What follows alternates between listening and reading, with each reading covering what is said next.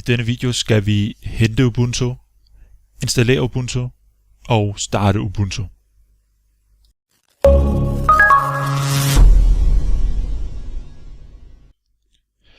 Velkommen til Light Up Linux. Jeg vil her guide dig igennem installationen af Ubuntu 14.04 LTS. LTS det står for Long Term Support, og det vil sige, at Ubuntu vil være serviceret med opdateringer de næste 5 år med system- og sikkerhedsopdateringer. Den nemmeste måde at installere Ubuntu på er ved en USB-nøgle, og til det skal vi bruge et lille program, der hedder UNet Bootinn. Det gode ved det program er, at det både henter Ubuntu ned fra internettet og installerer det på USB-nøglen. Så lad os åbne en browser og gå ind på Google og søg efter UNet Bootinn. Gå ind på UNet Bootins hjemmeside og vælg linket Download for Windows. Vælg at gemme filen, og nu bliver UNet Bootinn hentet ned på din computer.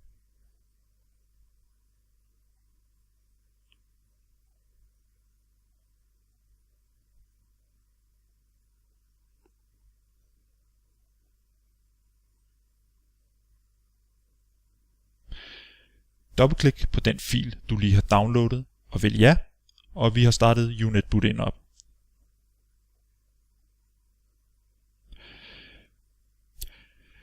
Øverst i vinduet kan du vælge, hvilken distribution af Linux du vil have ned på din USB-nøgle.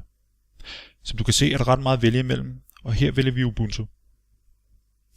I det øverste rullegardin har den allerede valgt for os 14.04 Live, som er den version, vi skal bruge.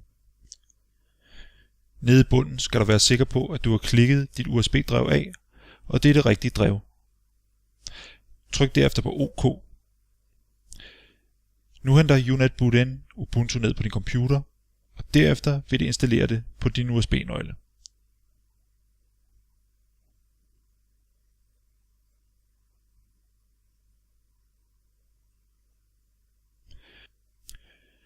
Nu er installationen færdig, og Ubuntu ligger på USB-nøglen.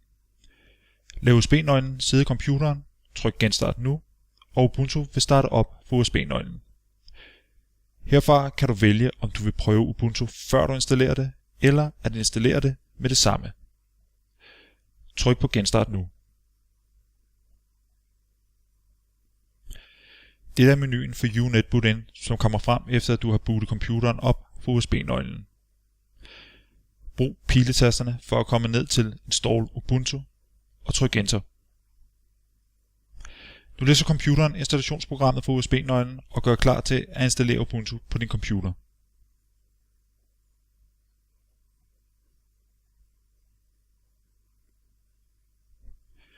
Dette er velkomstmenuen, hvor du skal vælge dit foretrukne sprog. Vi vælger her dansk. For at opnå det bedste resultat af Ubuntu-installationen skal 3 ting være opfyldt. Mindst 6,2 GB tilgængelig på din harddisk, være tilsluttet en strømkilde og tilslut internettet. Tjek af i Hent opdateringer, mens der installeres, og i Installer tredjepartsprogrammer, som vil gøre dig i stand til at afspille mp3'er og andre mediefiler.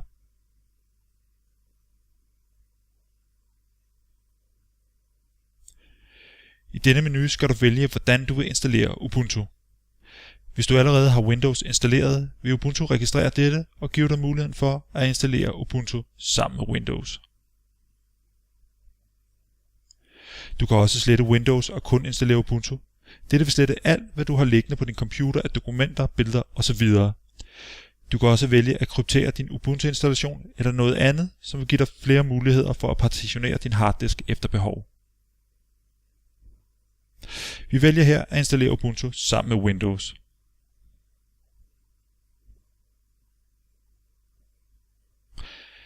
Her er din harddisk illustreret ved den orange blok, hvor Windows og Ubuntu skal ligge sammen. Windows har fået tildelt 70 GB og Ubuntu 65 GB. Du kan ændre dette her ved at trække i den hvide slider og tilpasse størrelsen på de forskellige styresystemer.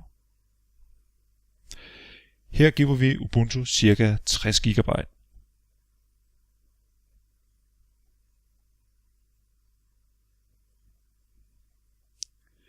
Herefter vælger du Installer nu, og installationen af Ubuntu vil begynde.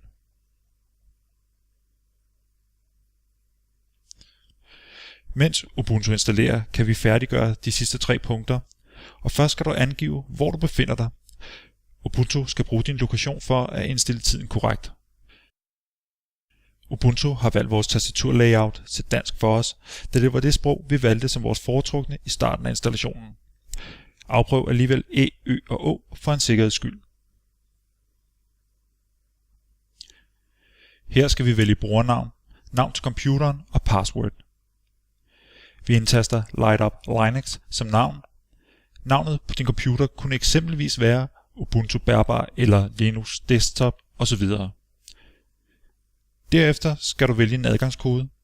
Din adgangskode bliver bedre jo længere den er, og ved at indeholde tal, store og små bogstaver.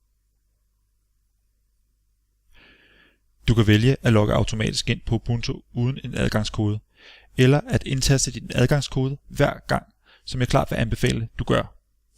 Til sidst kan du vælge at kryptere din hjemmemappe, hvis du ønsker dette.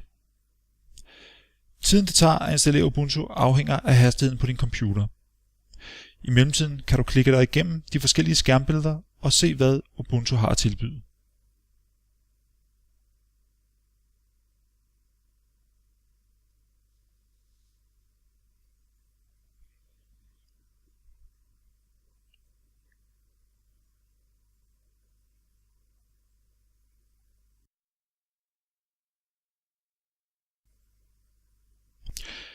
Nu er installationen fuldført, og du skal genstarte computeren.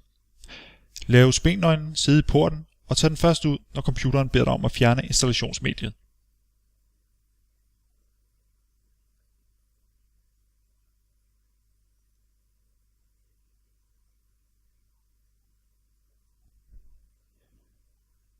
Dette er den nye bootloader, som Ubuntu har installeret for, at du kan vælge mellem dit gamle Windows XP, som ligger nederst i menuen, eller dit nyinstallerede Ubuntu, som ligger øverst.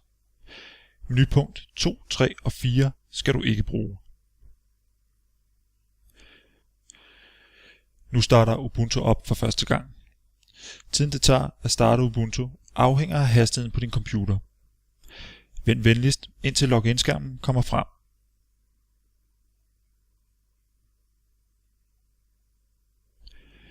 Dette er Ubuntus login-skærm. Her skal du indtaste dit password. Du er nu logget ind. Velkommen til dit nye Ubuntu-system.